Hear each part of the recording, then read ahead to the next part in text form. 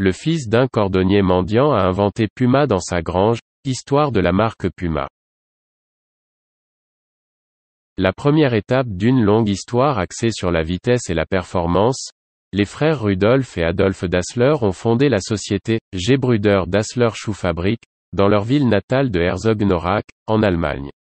À leur insu, ils placent la pierre fondatrice de la capitale mondiale de la chaussure de sport. Dans la ville, ils ne sont pas la seule usine de chaussures.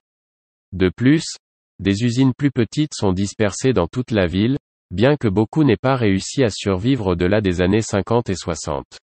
Les frères ont commencé leur usine dans la maison de leurs parents en 1919, emménageant dans ses propres installations en 1924. Au cours des premières années, les deux gagnent en notoriété. Une majorité d'athlètes allemands portent des pointes Dassler aux Jeux olympiques d'été d'Amsterdam en 1928. En 1936, Jesse Owens remporte 4 médailles d'or aux Jeux olympiques de Berlin, tout en arborant des pointes Dassler.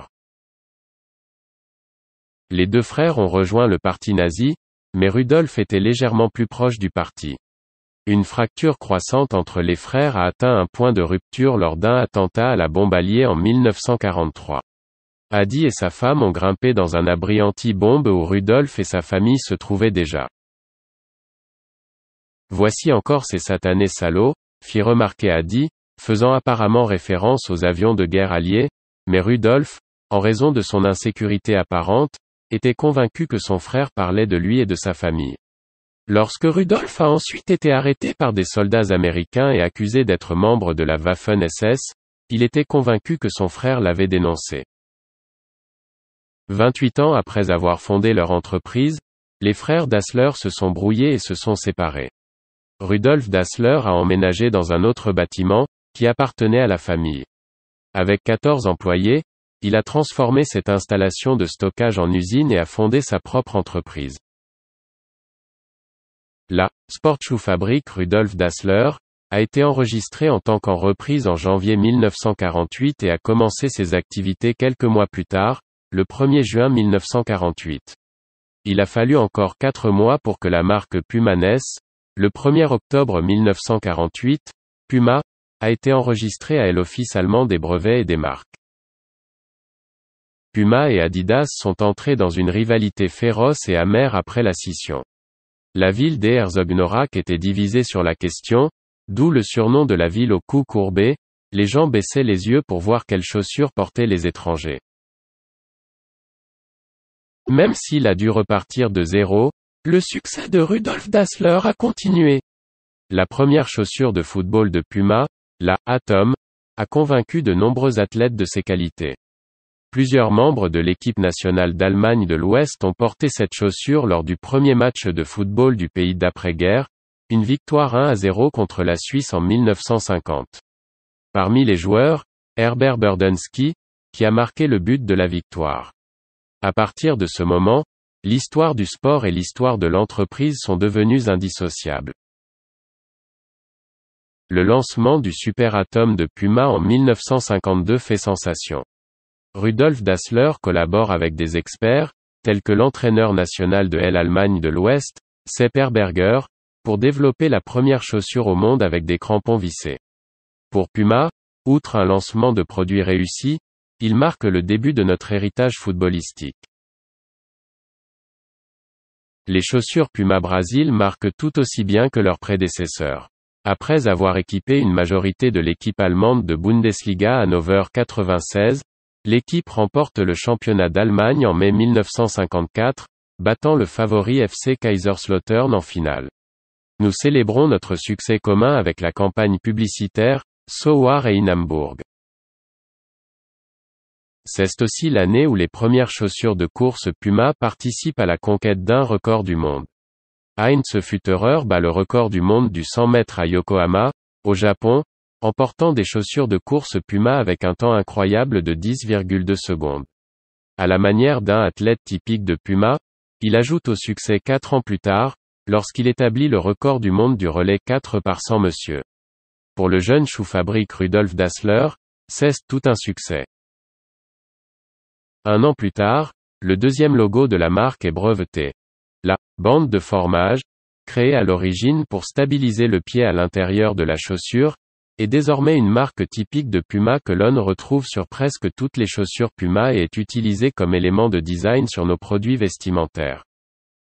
Et c'est juste à temps aussi. Grâce aux médias émergents, la bande de formulaire peut être vue partout dans le monde.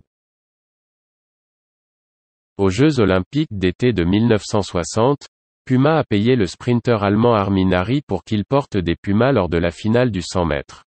Harry avait déjà porté Adidas et a demandé à Adolphe le paiement, mais Adidas a rejeté cette demande. L'Allemand a remporté l'or en Puma mais a ensuite enfilé Adidas pour la cérémonie de remise des médailles, au grand choc des deux frères Dassler.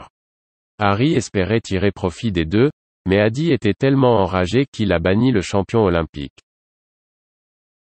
Lors des Jeux Olympiques de 1968 Black Power Salute, Puma a parrainé les athlètes afro-américains, Tommy Smith et John Carlos, après avoir remporté respectivement l'or et le bronze aux 200 mètres, sont montés sur le podium avec leur Puma Suède à la main et ont incliné la tête et levant leurs poings gantés de noir en signe de protestation silencieuse pendant l'hymne national, un acte destiné à défendre les droits de l'homme et à défendre les Noirs américains. Puma est devenu une entreprise publique en 1986 et a ensuite été coté à la bourse de Borse München et de Francfort. Il a également introduit la chaussure RS computée, avec RS pour système de course, un appareil intégré qui mesurait la vitesse, le rythme et l'utilisation calorique du coureur. Il s'est mal vendu. Au fil des ans, Puma a fait passer ses modèles au niveau supérieur.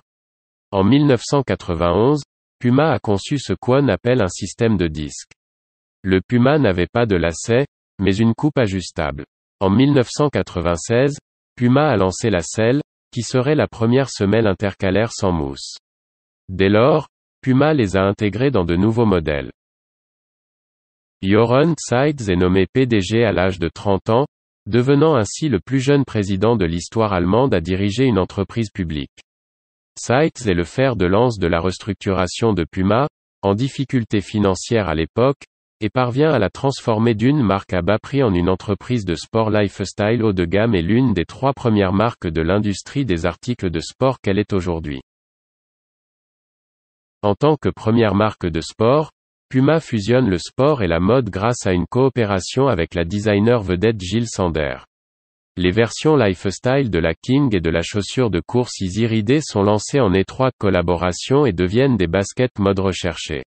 Ils combinent l'authenticité et la crédibilité de Puma avec le style classique de Jil Sander.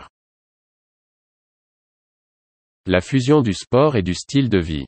La Puma Mostro avec sa fermeture tactile typique et sa semelle à pointe est une combinaison de 2 chaussures, la Sprint Spike de 1968 et une chaussure de surf des années 80. Le résultat est une toute nouvelle chaussure de style de vie sans précédent qui est rapidement reprise par des icônes de la mode comme Madonna. En 2002, elle porte une paire de chaussures Puma Mostro tout au long de sa tournée et crée une tendance mondiale. Pour l'exercice 2003, la société a réalisé un chiffre d'affaires de 1,274 milliards d'euros. Puma était le sponsor commercial de la série animée de 2002, Hungry Heart, Wild Striker, avec les maillots et les vêtements arborant la marque Puma. Puma se classe parmi les meilleures marques de chaussures avec Adidas et Nike. En février 2007, Puma a annoncé que ses bénéfices avaient chuté de 26% à 32,8 millions d'euros au cours des 3 derniers mois de 2006. La majeure partie de la baisse des bénéfices était due à des coûts plus élevés liés à son expansion. Les ventes ont augmenté de plus d'un tiers à 480,6 millions d'euros. Le 10 avril 2007, le conglomérat français PPR a annoncé avoir pris 27% du capital de Puma, ouvrant ainsi la voie à une prise de contrôle totale. L'opération valorise Puma à 5,3 milliards d'euros. PPR a annoncé qu'il lancerait une OPA amicale sur Puma, d'une valeur de 330 € par action, une fois l'acquisition de la plus petite participation finalisée. Le conseil des administrations de Puma a salué cette décision, affirmant qu'elle était juste et dans l'intérêt de l'entreprise. L'histoire de Puma transmet un message fort aux petits joueurs qui se battent pour réussir. Même si vous commencez petit, vous pouvez réussir avec beaucoup de travail et de persévérance.